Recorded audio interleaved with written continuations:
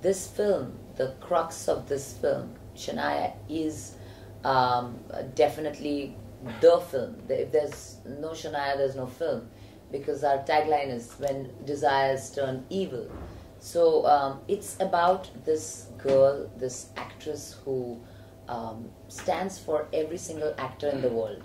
You know, every single actor in the world wants to be successful, and once they reach that success, nobody wants to lose it. So it's just that basic sentiment that we're talking about in the film, where you know, this girl can do anything to get what she wants. Just the fact that, you know, like every other actor, either we actors are very religious or very superstitious because we don't want to lose out on our success. But here what Shania does is that she dabbles with the dark.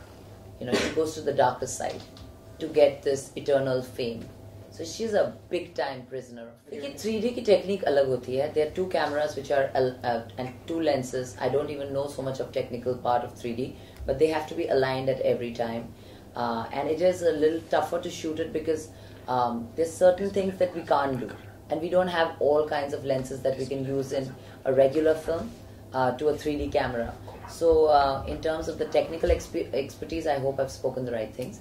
But it's just that when you're doing an emotional scene, it's a little tough on 3D, because in 3D you have to, you can't shoot for very long. You have to keep, you know, take cuts, and you have to do different magnifications and different angles. So it's a little emotionally, you can't keep rolling on a 3D. That's सिर्फ मेरे लिए production house नहीं है विशेष films. So it's like being a part of the family, and you can't really run away from your family. Mukesh ji ने बहुत सारी फिल्में offer की थी in this course of 8 years, but things didn't really work out. And I think destiny का एक plan होता है कि, you know, what you're supposed to destined to do, you always tend to do it. So it was like getting back with Vikram, me, Bhatsa, Mukesh ji, and finally coming together and doing, you know, what we did 10 years back in Raaz 1.